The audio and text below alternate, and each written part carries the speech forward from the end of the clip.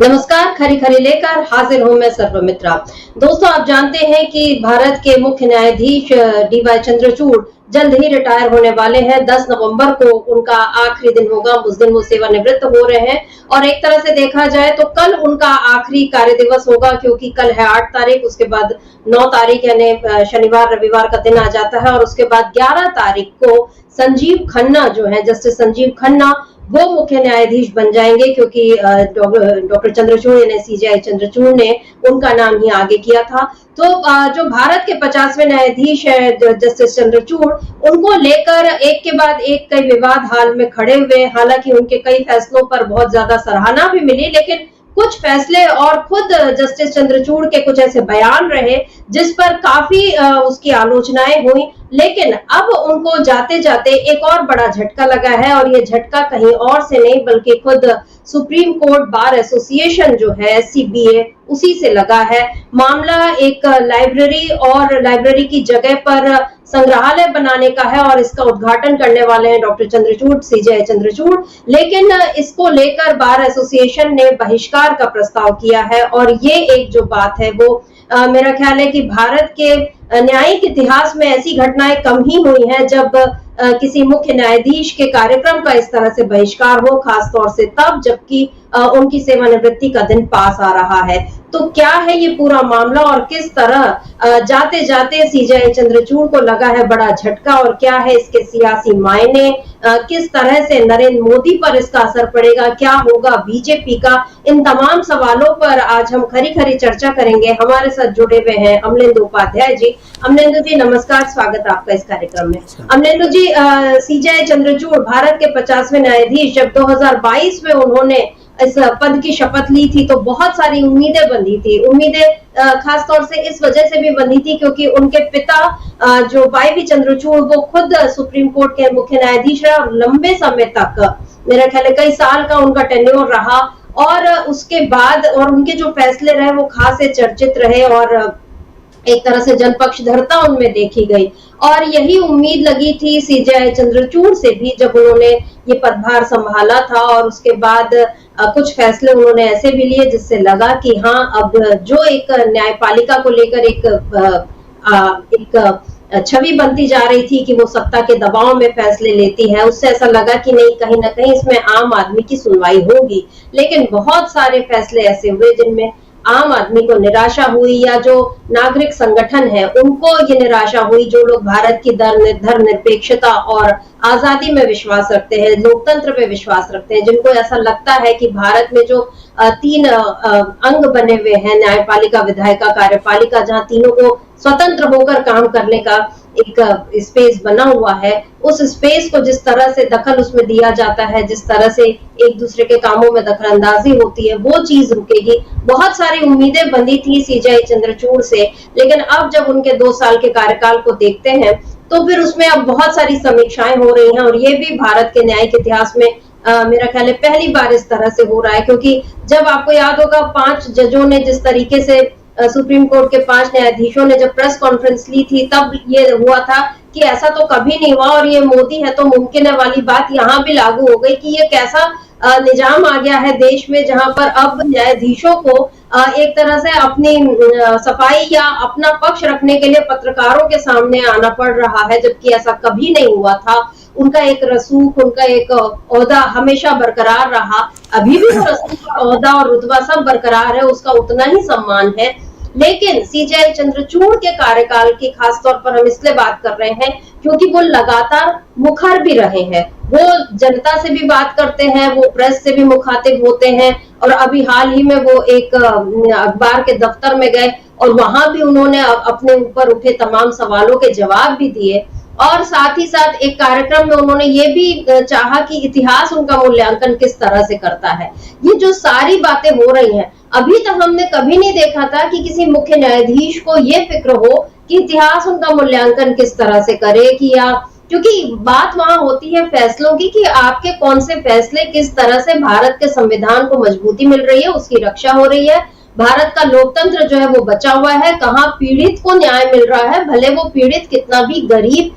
शोषित, वंचित क्यों न हो। और उसके पास कोई संसाधन ना हो अदालती लड़ाई, लंबी लड़ाई लड़ने के, फिर भी उसको न्याय मिले, अदालत का तो मूल मकसद यही था। वहां पर कभी ये नहीं देखा गया कि कोई न्यायाधीश उसकी जो अपनी इमेज वहां नहीं रहती, वो तो आसंदी की फिक्र होनी चाहिए कि उसकी प्रतिष्ठा जो है वो बरकरार रहे। यहाँ पर सीजेआई चंद्रचूड़ ने जिस तरह से बातचीत की, जिस तरह से जवाब दिए, उस पर भी अब सवाल उठ रहे हैं। लेकिन फिलहाल आज हम ये जो कार्यक्रम कर रहे हैं वो इस वजह से क्योंकि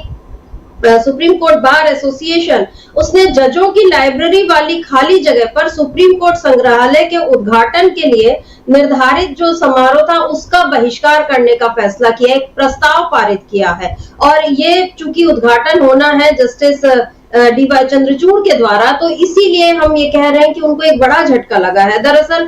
6 नवंबर यानी कल ही एक प्रस्ताव में एससीबीए की कार्यकारी समिति ने बहुमत से अपनी पिछली मांगों को दोहराया है कि सुप्रीम कोर्ट परिसर के उच्च सुरक्षा क्षेत्र में खाली जगह को एससीबीए को संग्रहालय के बजाय अपने सदस्यों के लिए लाइब्रेरी और कैफे या लाउंज स्थापित करने के लिए आवंटित किया जाना चाहिए। यानी वो जो जिस जगह पर ये बना रहे हैं संग्रहालय, म्यूजियम जैसा जो बना रहे हैं, वो एक तो उच्च सुरक्षा का क्षेत्र है और दूसरी ओर बार एसोसिएशन के सदस्यों की मांग है कि हमारे लिए वैसे ही जगह कम है, हमको कैफेटेरिया चाहिए या लाउंज चाहिए या एक अच्छी लाइब्रेरी चाहिए, जो जगह हमारे इस्तेमाल के लिए हो सकती है वहां पर आप एक संग्रहालय बना रहे हैं और उस संग्रहालय में लोगों का आना जाना भी मुश्किल होगा क्योंकि वो एक उच्च सुरक्षा वाला क्षेत्र है। और ये जो प्रस्ताव है ये 24 अक्टूबर को ही था। इसमें 24 अक्टूबर को सर्वसम्मति से प्रस्ताव पारित हुआ जिसमें बार, लाइब्रेरी और लाउंज के लिए खाली जगह का अनुरोध किया गया और सुप्रीम कोर्ट प्रशासन ने इस मांग को नहीं सुना, ये बार एसोसिएशन ने लिखा है।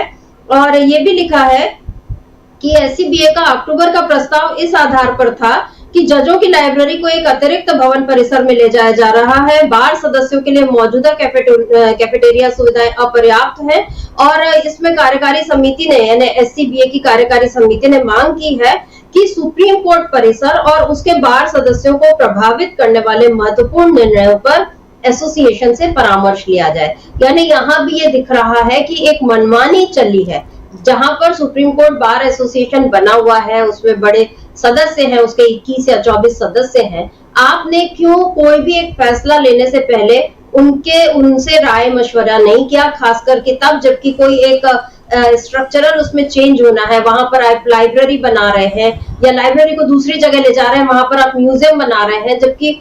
उनकी सुविधाओं का ध्यान रखना चाहिए था। ये जो सारा मामला है अमलेंदु जी, इसको आप किस तरह से देखते हैं? क्या ये सीजेआई चंद्रचूड़ के लिए एक और बड़ा झटका है क्योंकि उनके सेवानिवृत्ति के ठीक पहले ये एक मामला उठा है और इसमें क्या न्यायपालिका की साख को भी कहीं ना कहीं चोट पहुंचती हुई दिख रही है?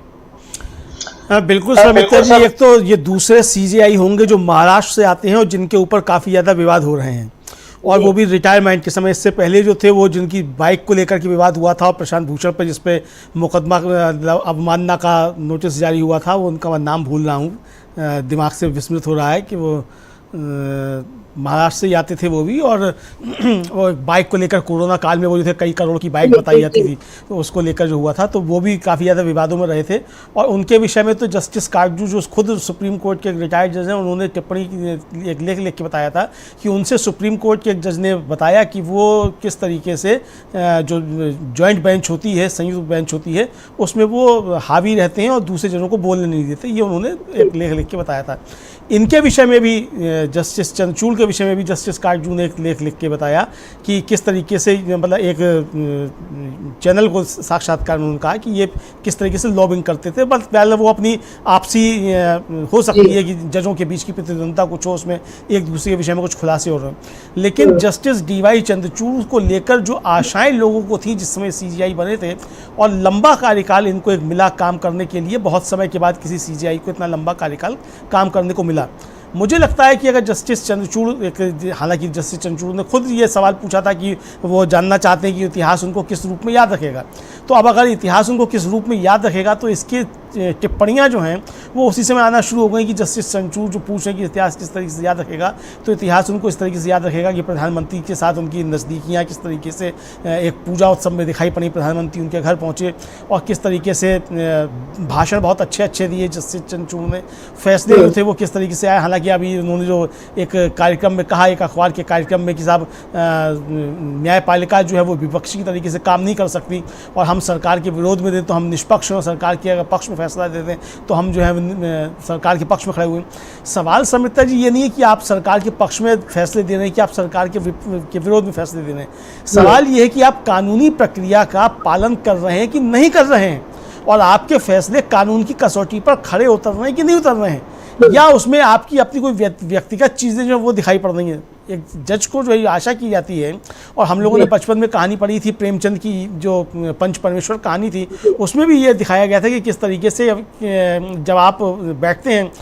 न्यायाधीश की कुर्सी पर तो फिर आप राग द्वेष से ऊपर उठकर खड़े होते हैं और फिर आपके सामने कोई भी इस तरीके की चीज़ें नहीं आती हैं। और जो प्रतिमा लगी हुई थी न्याय की देवी की, वो इसीलिए उसकी आंखों पर पट्टी बंदी थी कि जब न्याय किया जाता है तो वो राग द्वेष से ऊपर उठकर के न्याय किया जाता है और ये नहीं देखा जाता कि सामने किसके खिलाफ या किसके विरुद्ध मामला आया है। उस समय ये सारी चीज़ें नहीं देखी जाती और आपको उस समय उन मानदंडों का पालन करना होता है। सवाल ये है कि क्या उनके कार्यकाल के दौरान इस तरीके की चीज़ें हुई। और इसी के साथ साथ सुप्रीम कोर्ट बार एसोसिएशन ने जो आज जो मतलब प्रस्ताव आया है, वो हालांकि वो आज सामने आया है, वो जो आपने बताया जैसे कि वो 24 अक्टूबर का प्रस्ताव है,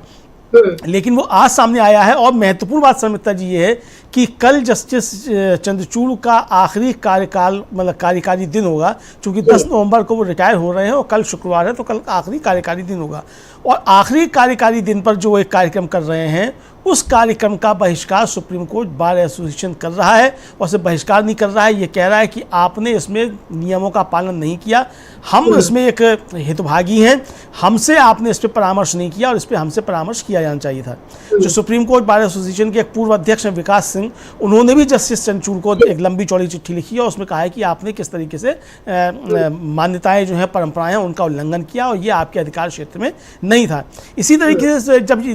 न्याय की देवी की जो है उसकी प्रतिमा का जब बदला गया, उसका इन्होंने जस्टिस चंद्रचूड़ ने किया, उस पर भी सुप्रीम कोर्ट बार एसोसिएशन ने सख्त आपत्ति जताई और कहा कि ये आपका अधिकार क्षेत्र नहीं है कि आप अपने मन से चाहें तो आप बदल दें। यानी आपके मन में आया आप न्याय की देवी की आज प्रतिमा बदल दें,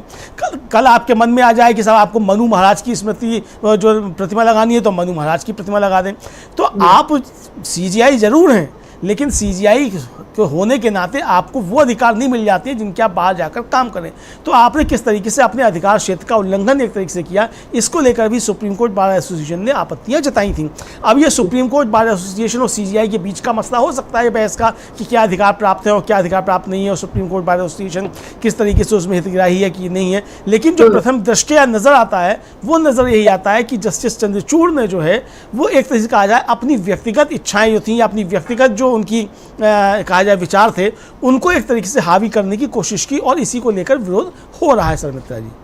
जी, और आपने जिक्र किया प्रेमचंद की कहानी का, तो वो पंच परमेश्वर वहां पर ये पंच जो आप हमारे दर्शक जानते हैं कि गांव में जिस तरह अब तो खैर पंचायती राज वो एक अलग चीज है, लेकिन गांव में जो पंच बैठते थे और उसमें फिर अगर दो पक्षों में विवाद हुआ है तो उसमें जिसको पंच चुन लिया जाता था वो बिल्कुल मतलब किसी भी बायस हुए निष्पक्ष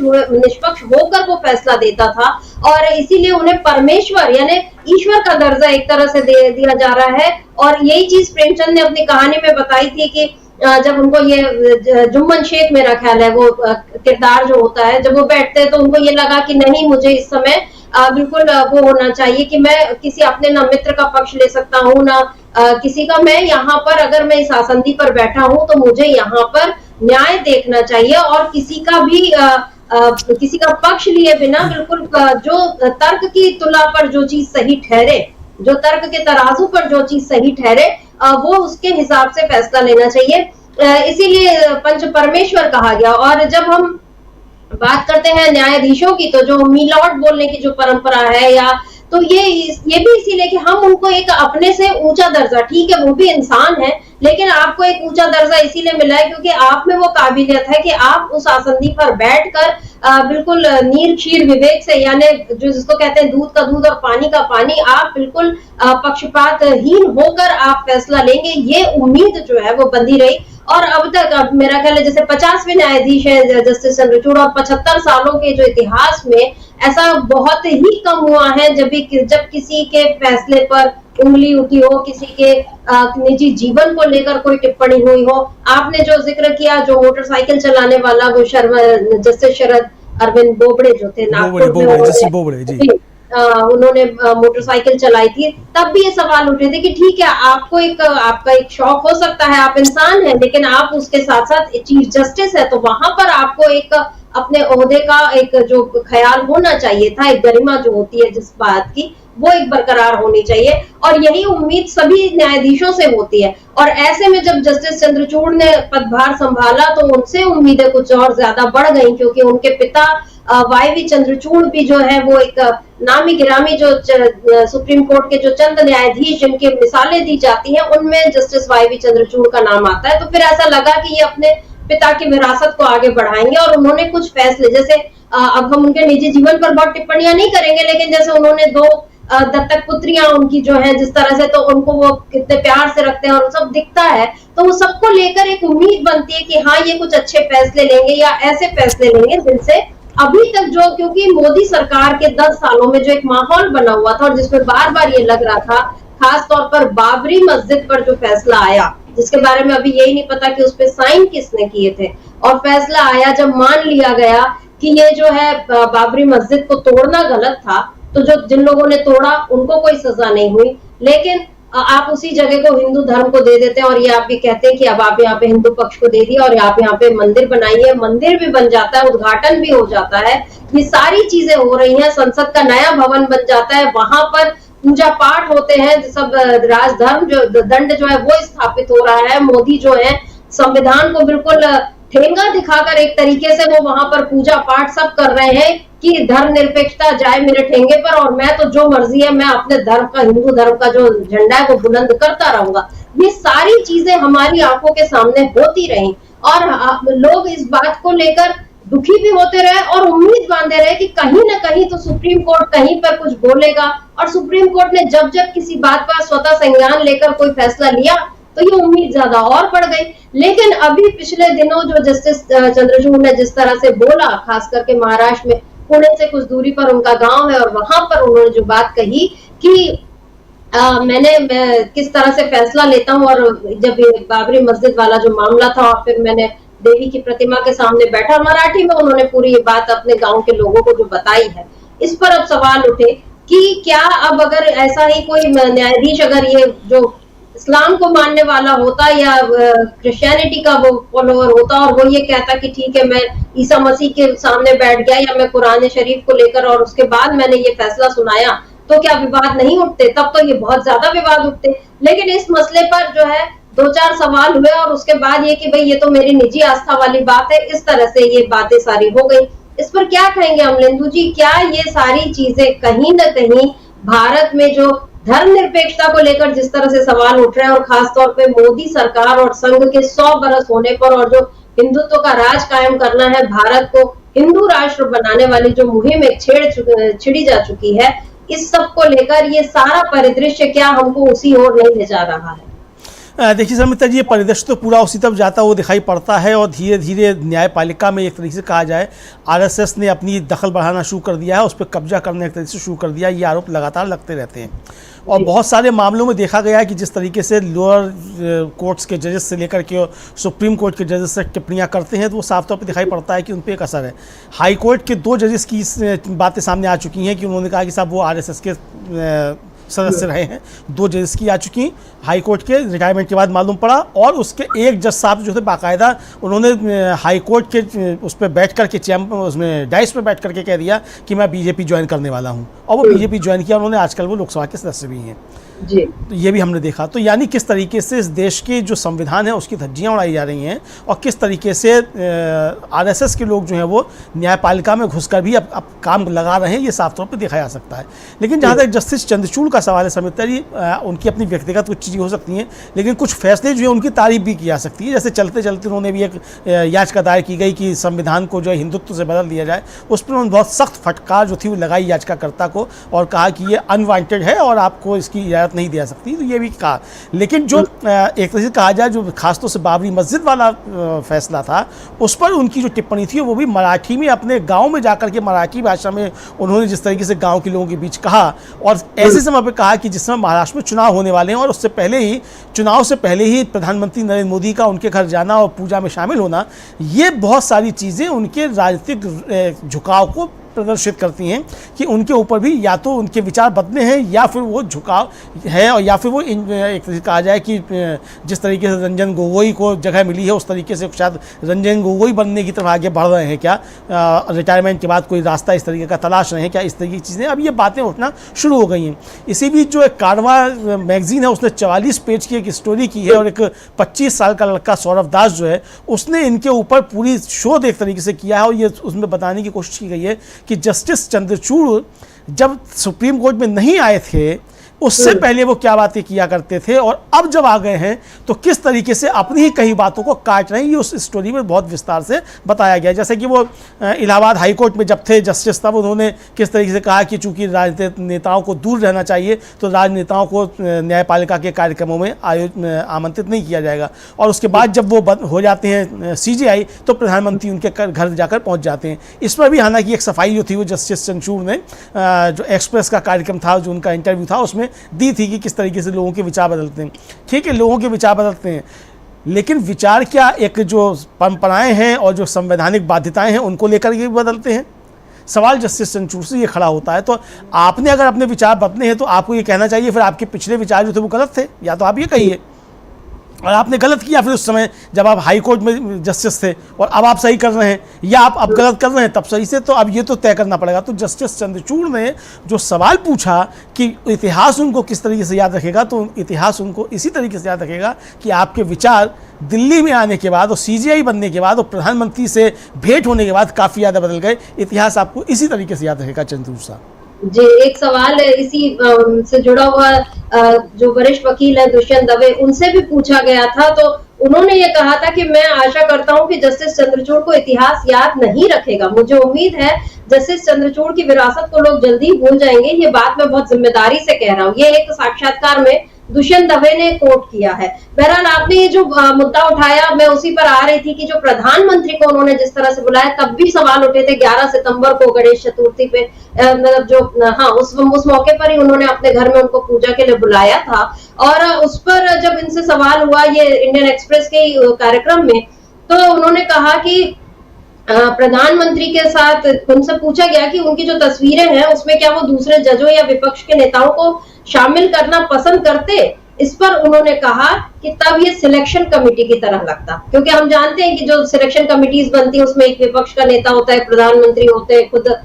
सुप्रीम कोर्ट से बोलते हैं, तो ये एक सिलेक्शन कमेटी की तरह लगता। और हल्के फुल्के अंदाज में उन्होंने ये भी कहा कि मैं विपक्ष के नेता को शामिल नहीं करता क्योंकि ये कोई केंद्रीय सतर्कता आयुक्त या CBI डायरेक्टर की नियुक्ति के लिए सिलेक्शन कमेटी की बैठक नहीं थी। ये बात उन्होंने कही। तो एक नॉर्मल कन्वर्सेशन, यानी जो सामान्य बातचीत किसी सामान्य इंसान से हो, उस पे उनके इस तरह के जवाब आए, तो इसको बिल्कुल ही बहुत ही सामान्य तरीके से ही स्वीकार किया जाता। लेकिन यहाँ पर बात यही है कि जस्टिस चंद्रचूड़ जो है, हम उनको सामान्य नहीं, वो हम सबसे एक ऊपर हम इसलिए मानते हैं क्योंकि वो देश के मुख्य न्यायाधीश है, और उनसे अपेक्षाएं वही है कि वो ऐसे काम करेंगे, ऐसी मिसालें देंगे जिससे बार बार लोगों को ये लगे कि भारत का संविधान और लोकतंत्र, भले राजनीतिक शक्तियां उन पर कितने भी हमले करने की कोशिश करें, न्यायिक शक्ति जो है, न्यायपालिका जो है, वो उसकी रक्षा करेगी, ये नजर आना चाहिए। लेकिन यहाँ पर क्या अमलेंदु जी, जस्टिस चंद्रचूड़ जो कि जब उन्होंने ये कहा कि अयोध्या वाले मामले पर कि मैं देवी के सामने बैठा था, इस पर भी उनसे सवाल हुआ और उन्होंने कहा कि जब मैंने कहा कि मैं देवता के सामने बैठता हूं तो इसमें कोई संकोच या बचाव नहीं करता कि मैं आस्थावान व्यक्ति हूं, मैं हर धर्म का सम्मान करता हूं, हम इसी तरह का काम करते हैं। मेरा एक खास धर्म को मानने का इस बात से कोई लेना देना नहीं कि मैं अलग अलग धर्म के लोगों के साथ कैसा व्यवहार करूंगा जो हमारे सामने न्याय मांगने के लिए अदालत में आते हैं। तो यहाँ पर उन्होंने अपनी बात रख दी। अब हमने तो जी सवाल यही है कि हम लोग जैसे आप और हम जो सामान्य इंसान हैं या सामान्य नागरिक हैं या जो राजनीतिक दल उनके उन नेताओं को भी हम सामान्य ही मान रहे हैं क्योंकि एक नागरिक के अधिकार उनको हैं। और हम लोग जब अदालत के सामने जाए तो हम अपनी सफाई रखते हैं या हमारा वकील हमारी ओर से सफाई पेश करते हैं। यहाँ पर जस्टिस चंद्रचूड़ को सफाई पेश करने के लिए मतलब उनको अब ये सफाई देना पड़ा, वो इसकी नौबत ही क्यों आई? क्यों जस्टिस चंद्रचूड़ से ये सवाल उठा ही कि आपने क्यों एक मतलब ऐसा बयान दिया? और ठीक है, आस्थावान व्यक्ति वो हैं तो वो बेशक है, लेकिन जैसे हम प्रधानमंत्री से भी उम्मीद करते हैं कि आपके अपने जो भी पूजा पाठ है आप उसको निजी तौर पे रखें, क्योंकि पंडित नेहरू ने ये मिसाल कायम की। वो बिल्कुल ये पसंद नहीं करते थे कि वो पूजा पाठ जो उनका जो भी है वो उसको सार्वजनिक रूप से करें। और डॉक्टर राजेंद्र प्रसाद को इसीलिए वो नहीं चाहते थे कि आप सोमनाथ मंदिर के उद्घाटन के लिए जाएं। हालांकि उस बात को लेकर आज तक विवाद खड़े होते कि नेहरू जी ने तो उनको रोका था, लेकिन नेहरू जी की सोच जो थी वो कितनी व्यापक थी, जो ये मानते थे कि नहीं, हमको अपने धर्म का जो निजी वो है उसको हमको सार्वजनिक प्रदर्शन नहीं करना चाहिए। यहाँ पर जस्टिस चंद्रचूड़ जो मैं सवाल कर रही थी कि सफाई सामान्य नागरिक दे ये तो समझ में आता है, लेकिन एक मुख्य न्यायाधीश को सफाई देने की नौबत आ रही है, ये इसको आप किस तरह से देखते हैं? देखिए समिता जी, एक तो जस्टिस चंद्रचूड़ साहब को ये समझना पड़ेगा कि वो CJI अभी तक हैं, 10 तक रहेंगे, 10 नवंबर तक। वो उस संस्था के प्रमुख हैं जो संस्था संविधान की कस्टोडियन है जी, और संविधान की संरक्षक संस्था के प्रमुख होने के नाते उनकी जिम्मेदारी प्रधानमंत्री से भी ज़्यादा हो जाती है या राष्ट्रपति से भी ज़्यादा हो जाती है। और जब CJI जब बैठते हैं, किसी खंडपीठ में बैठते हैं, और 9 जजों की जब खंडपीठ होती है या 7 जजों की होती है, 5 जजों की होती है, 3 जजों की होती है, संविधान पीठ होती है, उसको जब हेड करते हैं तो उनके आदेश भारत के राष्ट्रपति के खिलाफ भी आते हैं जी। यानी जब आदेश आते हैं सुप्रीम कोर्ट के तो आते हैं कि फलां बनाम भारत के राष्ट्रपति, इस तरीके से आदेश आते हैं। तो आपका स्थान एक तरीके से कहा जाए वो इस संविधान में जो तय किया गया है वो इस संविधान में संविधान के कस्टोडियन की जो संस्था है उसके प्रमुख के तौर पे है। तो आपको वो प्रतिमान स्थापित करने ही पड़ेंगे और आपको उन मानकों का पालन करना पड़ेगा। बिल्कुल सही बात है कि आपकी व्यक्तिगत आस्था हो सकती है, आप एक आस्थावान हिंदू हो सकते हैं, एक आस्थावान मुसलमान हो सकते हैं, आप एक आस्थावान क्रिश्चियन हो सकते हैं, आस्थावान सिख हो सकते हैं। और शर्मित्रा जी, सभी धर्मों के लोग CJI रहे हैं, लेकिन किसी ने भी इस तरीके से, क्या आप ये कह सकती हैं कि जस्टिस AM अहमदी जो थे वो ये कह सकते थे कि उन्होंने कुरान शरीफ को पढ़ा और तिलावत की उन्होंने और उसके बाद उन्होंने फैसला दिया? क्या ये स्वीकार कर लिया जाता? या जस्टिस केहर सिंह जो थे वो उन्होंने गुरु ग्रंथ साहब पढ़ा और उसके बाद उनको जो थी कोई दिव्य ज्ञान की प्राप्ति हुई, उसके बाद उन्होंने कोई फैसला दिया? आपको जो फैसला देने, आप बिल्कुल आप निश्चित तौर पे आप पूजा करके जाइए, आप जब जज की कुर्सी पर बैठने जाएं तो, लेकिन आप पूजा करके जब जाएं तो आप यही पूजा करके जाइए कि हे प्रभु, मुझको अपनी ईमानदारी और मेरी जो संविधान की शपथ है और मेरा जो कर्तव्य दायित्व है उससे विचलित मत होने देना जब मैं कोई फैसला दूं। ये पूजा करके आप निश्चित तौर पे जा सकते हैं और मुझे लगता है कि ऐसा पूजा करके ही लोग जाते होंगे, चाहे वो किसी भी धर्म के लोग हों। लेकिन अगर आप ये पूजा करें और आपको देवी कोई आकर के आपको ज्ञान दे जाए कि ये जाकर के ये फैसला कर दो, तो ये तो फिर स्वीकार नहीं हो सकता। इस पर सवाल निश्चित तौर पर उठेंगे। आपकी पूजा पर, आपकी आस्था पर कोई सवाल नहीं उठा रहा, कोई उठा भी नहीं सकता जब तक ये संविधान है और इस संविधान के तहत लोगों को अधिकार प्राप्त है एक सामान्य नागरिक के तौर पर भी, तब तक आपकी किसी आस्था पर कोई उंगली नहीं उठा सकता। वो चाहे जस्टिस चंद्रचूड़ हो, चाहे मैं हूं या कोई भी सामान्य नागरिक हो, उसकी आस्था पर कोई सवाल नहीं उठ सकता। लेकिन अगर आप उस आस्था के बाद, उस आस्था के आधार पर अगर आप कोई फैसला सुनाते हैं, तब फिर उस पर सवाल उठेंगे। और सवाल यही उठ रहे हैं कि आपकी ने आस्था के आधार पर फैसला दिया, आपने जो संवैधानिक चीज़ें थी, जो कानून का पक्ष था, उसके आधार पे आपने फैसला नहीं दिया। सवाल इसको लेकर उठ रहे हैं। तो जस्टिस चंद्रचूड़ की व्यक्तिगत आस्था क्या है, वो किस धर्म को मानते हैं, इस पर कोई सवाल नहीं उठा सकता, कोई उठा भी नहीं रहा है। तो जो विवाद जो है वो दूसरी चीज़ों को लेकर, आपकी आस्था को लेकर विवाद नहीं है। इसी तरीके से समिता जी, मुझे लगता है कि शायद जस्टिस चंद्रचूड़ पहले CJI होंगे जिनके जो एक संविधान पीठ में शामिल थे और उसने एक जो एक फैसला आया आज से करीब कहा जाए कई साल पहले, लगभग इसको कह सकता है 60 साल पहले, उस पर जो फैसला आया उस पे आपने उस जो जस्टिस अय्यर डॉक्ट्राइन था उस पे जो आपने टिप्पणी की, उसको लेकर आपकी खंडपीठ के 2 लोगों ने सख्त टिप्पणी की। जस्टिस बीवी नागरत्ना और जस्टिस सुभाष धूलिया, उन्होंने इसको अनवांटेड कहा आपकी टिप्पणी को। जी। ये भी 70 सालों में मुझे लगता है पहली बार हो रहा होगा, चूंकि 70 साल में बहुत कुछ पहली बार हो रहा है इस देश के अंदर, तो ये भी 70 सालों में मुझे लगता है पहली बार हो रहा है कि सीजेआई की टिप्पणी को उसी खंडपीठ के 2 जजेस ने अनवांटेड कहा। ये भी 70 सालों में पहली बार हो रहा है। तो जाते जाते सीजेआई चंद्रचूड़ साहब को बहुत सारे झटके लग रहे हैं, उसमें इन झटकों में एक झटका ये भी शामिल किया जा सकता है सर। जी, निजी संपत्ति को लेकर जो फैसला सुनाया सुप्रीम कोर्ट ने, उस पर उनकी जो टिप्पणी थी, और उन्होंने जस्टिस अय्यर की जो पहले के जो फैसले हैं उसको उन्होंने ये कहा कि आप आर्थिक आपकी जो सोच है और उसको उन्होंने लेकर कहा। तो जस्टिस नागरत्ना का मैंने बयान पढ़ा था जिसमें उन्होंने कहा था कि आपकी अपनी सोच है और आप सही फैसला ले रहे हैं, लेकिन आप पुराने फैसले को इस तरह से खारिज करेंगे तो ये लगेगा कि हम अपने ही न्यायाधीशों को गलत ठहरा रहे हैं, ये एक गलत मिसाल कायम होगी, ये जस्टिस नागरत्ना ने कहा। अभी हम इंदु जी, हम लगातार बात कर रहे हैं फैसलों की, और उसी में एक अहम टिप्पणी जस्टिस चंद्रचूड़ की ये भी थी कि बेल जो है वो नियम है, उसको अपवाद की तरह नहीं देखा जाना चाहिए। और इसको लेकर भी जब सवाल हुए तो उन्होंने कहा मैंने तो A to Z सबको जमानत दिया, और उसमें अर्नब गोस्वामी से लेकर मोहम्मद जुबैर तक सबका नाम उन्होंने, मतलब ये बोला कि A to Z यानी अर्नब से जुबैर तक। लेकिन इसके बीच में जो और भी लेटर्स आते हैं, जैसे उमर खालिद है, जस्टिस मतलब फादर स्टैन स्वामी, उनकी तो डेथ ही हो गई,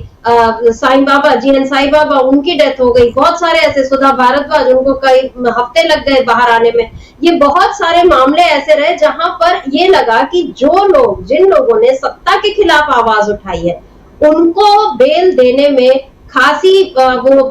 खींची जा रही है चीजें, जबकि राम रहीम, गुरमीत राम रहीम जैसे लोग जो कि बार बार मतलब जो दोषी ठहराए जा चुके हैं, वो फरलों पर बाहर आ रहे हैं, पेरोल पर बाहर आ रहे हैं। ठीक है, वो नियमों के तहत ही बाहर आ रहे हैं, लेकिन फिर भी एक तरफ जो है अपराधी जो है वो बाहर आ जाता है, चुनाव के वक्त बाहर आ जाता है, दूसरी तरफ ऐसे लोग जिन पर कोई आरोप पत्र अभी तक आप दाखिल नहीं कर पाए, जो आप उनके खिलाफ कोई सबूत नहीं जुटा पाए, और उन लोगों को आपने बेल नहीं आपने दी है, तो फिर ऐसे में सवाल तो उठेंगे ही उनसे। क्या लगता है आपको कि क्या A to Z ऐसा गिनाने में और 2 नामों का उदाहरण देने में क्या यहाँ पर जस्टिस चंद्रचूड़ जो है उन पर वो इन सवालों से बच पाएंगे कि जब आपसे उम्मीदें थी तब आपने निराश किया? देखिए समिता जी, अब चूंकि ये व्यक्तिगत जवाब दिया जस्टिस चंद्रचूड़ ने, तो हालांकि मुझे लगता है कि जमानत किसको दी किसको नहीं दी, अपना न्यायपालिका का भी अधिकार क्षेत्र है, वो जिसको चाहे जमानत दे सकते हैं, जिसको चाहे नहीं दे सकते हैं। हमने अरविंद केजरीवाल के मामले में देखा, सुप्रीम कोर्ट ने बिना जमानत मांगे हुए इंटरिम जमानत दी, जबकि अरविंद केजरीवाल तो गए थे इस बात पे कि वो FIR निरस्त की जाए, लेकिन उनको जमानत दी, ये हमने देखा। तो अपने आप दी, मतलब दी, और ये कहते हुए दी कि क्या क्या चीज़ें हैं जो कानूनी बाध्यताएं हैं और क्या क्या इसके परिप्रेक्ष्य है, उसके आधार पर उनको जमानत दी गई। तो ये न्यायपालिका का अपना अधिकार क्षेत्र है। हालांकि जस्टिस चंद्रचूड़ इससे पहले भी जब भी कहीं भाषण देते रहे तो ये बात कहते रहे हैं कि जेल जो है वो अपवाद होना चाहिए और जमानत नियम होना चाहिए, ये उन्होंने कई बार कहा है। तो इसमें उनकी तारीफ की जा सकती है कि ये उन्होंने कहा है, लेकिन इस तारीफ के बीच में सवाल तो उठते हैं कि आखिर A to Z के बीच में ये U का उमर खालिद क्यों नहीं आता है, हेमंत सोरेन का H क्यों नहीं आता है? भाई हेमंत सोरेन की भी तो सुप्रीम कोर्ट से खारिज हुई जमानत, हाई कोर्ट से मिली है, और आपने यहां से 2 बार हेमंत सोरेन को लौटाया सुप्रीम कोर्ट से, तो आखिर क्यों नहीं हुआ? और फिर जब हाई कोर्ट ने सख्त टिप्पणी करते हुए जब जमानत दे दी उसके खिलाफ, जब ED आई, तो उसी सुप्रीम कोर्ट ने वो टिप्पणियां जो थी ED के खिलाफ बहुत सख्त टिप्पणियां की। तो आखिर ये क्यों होता है कि जब एक व्यक्ति आपके पास जमानत मांगने के लिए आ रहा है, आप उसको 2 बार वापस भेज दे रहे हैं, लेकिन जब हाई कोर्ट से जमानत मिल जाती है उसके बाद वो केस आपके पास आता है, तो आप अपनी ही बातों पर कहे पे एक तरीके से विपरीत टिप्पणियां करते हैं। तो ये सवाल तो निश्चित तौर पर उठेंगे। तो अब ये हो सकता है कुछ विसंगतियां हों कानूनी प्रक्रिया में, उसकी वजह से चीज़ें होती हों, लेकिन अगर आप व्यक्तिगत तौर पे कह रहे हैं कि आपने A to Z जमानतें दी, तो आपने A to Z अगर जमानतें दी हैं तो उन A to Z जमानतों में ये बीच में U और H क्यों नहीं आते हैं? सिद्दीक कप्पन का मामला है शर्मिष्ठा जी, एक पत्रकार सिद्दीक कप्पन, वो आखिर वो सिद्दीक कप्पन जो था वो A to Z के बीच में क्यों नहीं आया, और उसे क्यों 2 साल जो था वहाँ रहना पड़ा जेल में? यानी उमर खालिद का मसला तो जो है वो 4 साल तक जो है सुनवाई, बिना सुनवाई के वो जेल में है, और आखिरकार उसको अपनी याचिका जो है सुप्रीम कोर्ट से वापस लेनी पड़ती है। तो क्यों वापस लेनी पड़ती है? अगर जेल अपवाद है और जमानत नियम है, और वैसे भी जेलों में जिस तरीके से आप देख रहे हैं कि आपने ही, सुप्रीम कोर्ट ने ही फैसला सुनाया कि जेलों में किस तरीके से जाति के आधार पर भेदभाव किया जाता है और किस तरीके से काम जो दिए जाते हैं, ये एक स्वागत योग्य फैसला सुप्रीम कोर्ट का था। लेकिन अगर सुप्रीम कोर्ट का एक स्वागत योग्य फैसला आता है तो वही सुप्रीम कोर्ट जो है उसको लेकर से ये सवाल तो उठते हैं कि सिद्दीक कप्पन हो या फिर उमर खालिद हो या हेमंत सोरेन हो, इनके मामले उस प्राथमिकता पर क्यों नहीं आते हैं? आधी रात में अगर सुनवाई होती है अर्नब गोस्वामी की और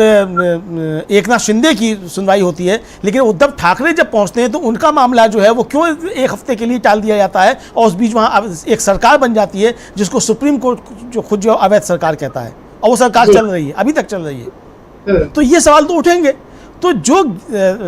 कानूनी प्रक्रिया में लोचे हैं, मैं उनको लोचा शब्द इस्तेमाल करूंगा, मुझे इस समय उसके लिए कोई विधायी शब्द नहीं सूझ रहा है। तो ये कानूनी प्रक्रिया में जो लोचे हैं, उस लोचे में कितनी सहभागिता न्यायाधीश महोदयों की है और कितनी कानूनी प्रक्रिया की है, इस पर तो सुप्रीम कोर्ट को ही विचार करना पड़ेगा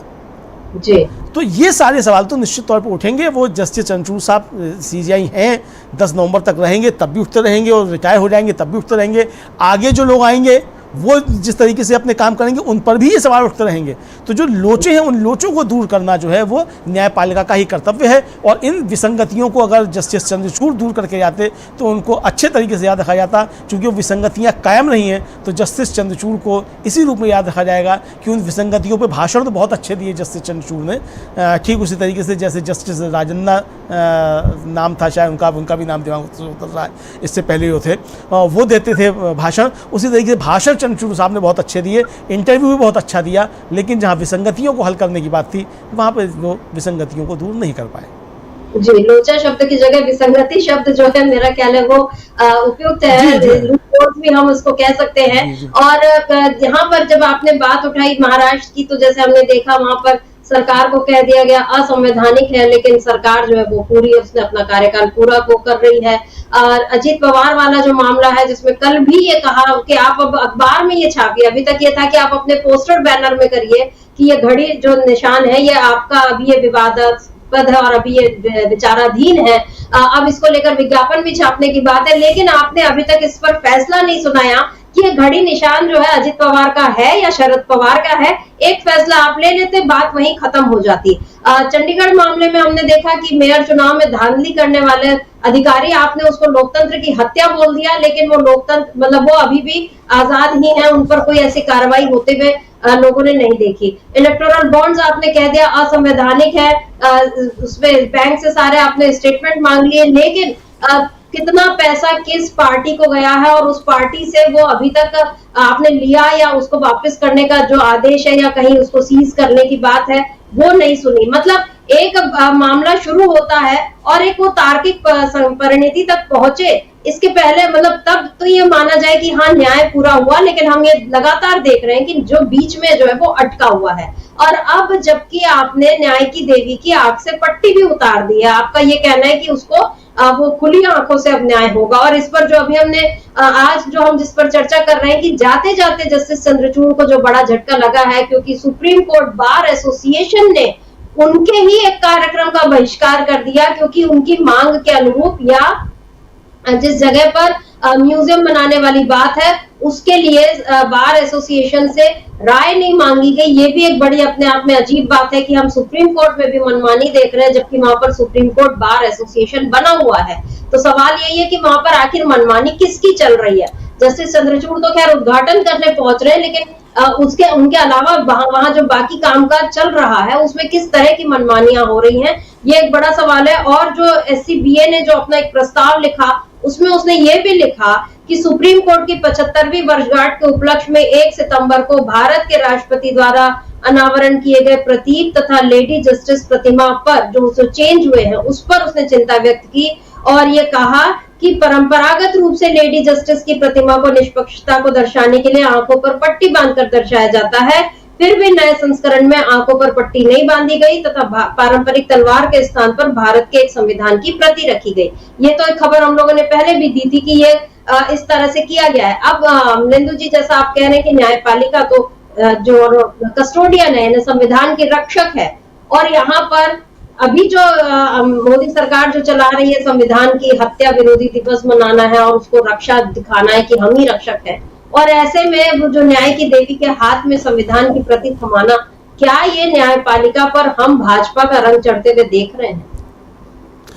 अब सुमित्रा जी, से भाजपा का रंग चढ़ता हुआ तो एक तरीके से नहीं कहा जा सकता, चूंकि ये अवधारणा जो है सीजीआई साहब की है, तो सीजीआई साहब पे अगर कहा जाए कि उन पे भाजपा का रंग चढ़ा तो इसको इस तरीके से तो निरूपित किया जा सकता है। पूरी न्यायपालिका पर तो मुझे लगता है कि ऐसे नहीं कहा जा सकता कि उस पर रंग चढ़ रहा है। लेकिन हाँ, इतना अवश्य है कि भारतीय जनता पार्टी अपने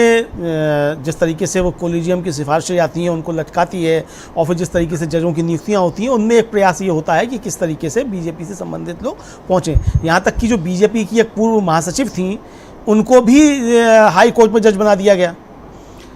और उनके बारे में कोई सुनवाई होती सुप्रीम कोर्ट में, उससे पहले ही वहाँ उनको शपथ भी दिलवा दी गई ताकि उस पर अब वो हो जाए जज, फिर हटाना जो है वो इम्पीचमेंट का मामला आ जाए, क्योंकि अब तो वो शपथ ले चुकी हैं। हालांकि वो पक्ष में, उनके पक्ष में ही आया सुप्रीम कोर्ट का फैसला, लेकिन फिर भी जो था वो शपथ जल्दी से जल्दी दिला दी गई ताकि वो फिर इम्पीचमेंट का मामला बन जाए, फिर हटाना आसान ना हो। तो बहुत सारी चीज़ें हैं जिसकी तरफ दिखाया जा सकता है कि किस तरीके से सरकार के दबाव न्यायपालिका पर दिखाई पड़ते हैं। और ये तो खुद जो अब चीफ जस्टिस रह चुके हैं जस्टिस रंजन गोगोई, वो खुद 4 जजों के साथ जो थे वो उपस्थित हुए, 3 जजों के साथ उपस्थित हुए थे, मतलब 4 जज जो थे उपस्थित हुए थे, जिसका आपने जिक्र किया कि 70 सालों में पहली बार हुआ कि सुप्रीम कोर्ट के 4 मौजूदा जो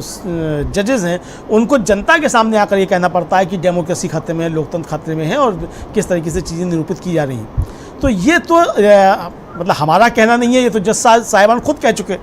कि लोकतंत्र खतरे में है। तो लोकतंत्र किस तरीके से खतरे में, इसको साफ तौर पे देखा जा सकता है, और ये लोकतंत्र पे खतरा अभी भी बरकरार है। जस्टिस चंद्रचूड़ साहब से उम्मीद ये थी कि जो लोकतंत्र के ऊपर खतरे हैं उनके खिलाफ वो तनकर खड़े होंगे और कुछ ऐसी चीज़ें आएंगी, लेकिन वो भाषणों में ज़्यादा रहा, देखने में कम दिखाई पड़ा, ऐसा समझा जा रहा है। समझता है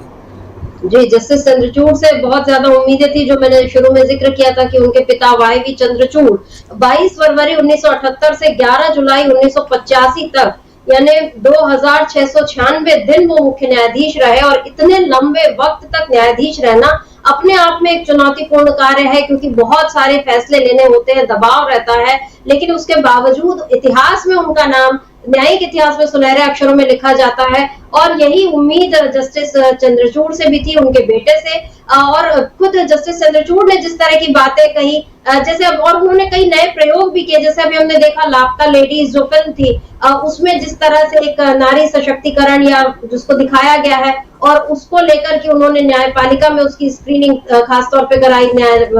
अदालत में, और ये कि उनके डायरेक्टर्स को बुलाया, और ये कि ताकि इससे जो अदालतें हैं उनमें एक सोच अच्छी डेवलप हो। तो ऐसे बहुत सारे अच्छे काम भी उन्होंने किए, मदरसों को लेकर जो उनका फैसला है, या बहुत अभी बुलडोजर को लेकर जो फैसला है, कई सारे फैसले हैं जिनसे उम्मीद बनती है। हालांकि जस्टिस चंद्रचूड़ ने भी उन्होंने अपने इंटरव्यू में ये भी कहा कि जब हम सरकार के खिलाफ फैसले ले तो हम स्वतंत्र हैं, और अगर हम उसके पक्ष में फैसले ले या तो आप हमको उसमें दबाव में बोलते हैं, तो ये चीज ठीक नहीं है। तो ये वाकई ये चीज ठीक नहीं है। किसी भी फैसले की समीक्षा तो ये होनी चाहिए कि वो संविधान की कसौटी पर, कानून की कसौटी पर कितना सही उतरता है, नहीं उतरता। लेकिन जब हम अभी जो बात कर रहे थे वो यही कर रहे थे कि जो विसंगतियां हैं, जो लूप होल्स हैं, उम्मीद थी कि जस्टिस चंद्रचूड़ अपने कार्यकाल में उसको दूर करेंगे, कोई ऐसा साहसिक कदम उठाएंगे जिससे एक